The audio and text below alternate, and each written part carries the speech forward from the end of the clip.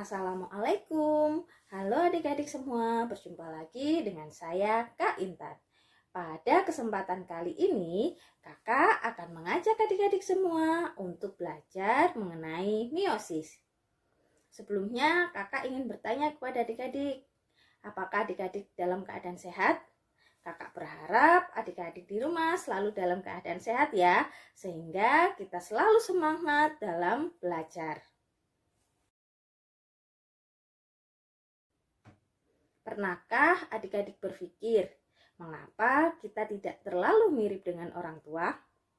Lalu, mengapa saudara-saudara kita terkadang tampak berbeda dari satu dengan yang lain?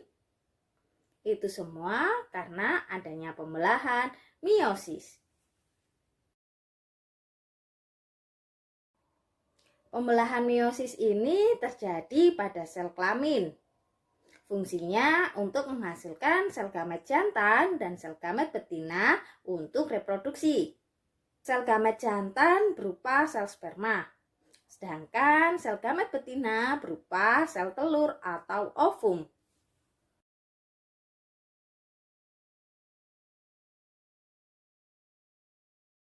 Pembelahan meiosis sendiri adalah pembelahan sel yang menghasilkan 4 sel anakan.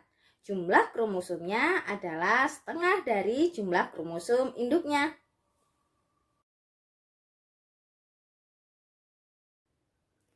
Tahapan dari pembelahan meiosis tidak jauh berbeda dengan tahapan mitosis. Tahapan tersebut kita kenal dengan pakmat, profase, metafase, anafase, dan telofase. Tetapi pada pembelahan meiosis, pakmat terbagi menjadi 2, yaitu pakmat 1 dan pakmat 2.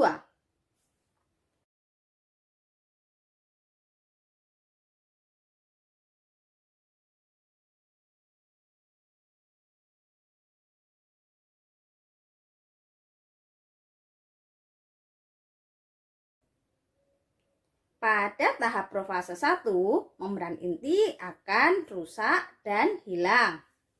Benang kromatin memadat dan menjadi kromosom serta kromosom homolog berpasangan.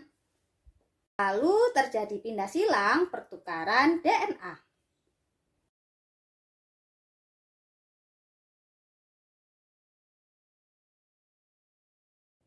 Pada metafase 1, kromosom akan berjejer pada bidang ekuator.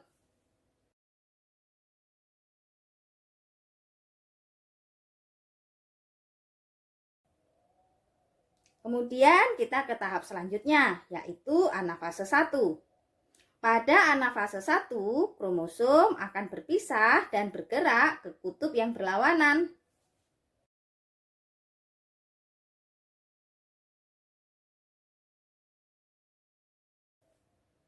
Tahap terakhir dari pakmat 1 adalah telofase 1, di mana setelah kromosom homolog tersebut berpisah dan berada di kutub yang berlawanan, maka membran inti akan terbentuk kembali.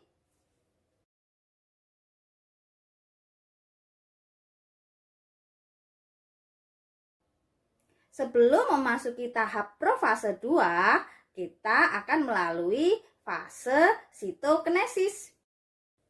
Jadi, sitokinesis adalah pembagian sitoplasma yang menghasilkan 2 sel anakan bersifat haploid. Setelah itu, barulah kita masuk pada profase 2. Tidak jauh berbeda dari profase 1. Profase 2, membran inti juga akan rusak dan menghilang. Setelah itu kita lanjut ke fase metafase 2.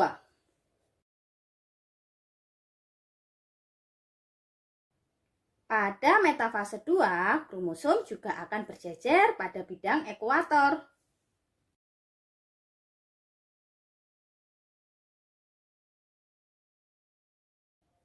Setelah itu, kromatid akan terpisah dan akan bergerak ke kutub yang berlawanan.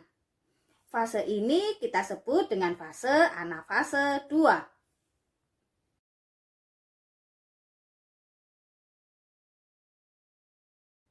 Dan tahap terakhir dari pembelahan meiosis adalah telofase 2. Pada telofase 2, nukleus akan terbentuk. Dan kromosom akan terurai membentuk kromatin. Pada telofase 2, sitokinesis akan terjadi lagi.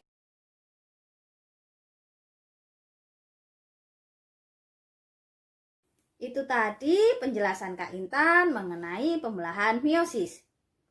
Semoga video ini bermanfaat bagi adik-adik untuk belajar di rumah.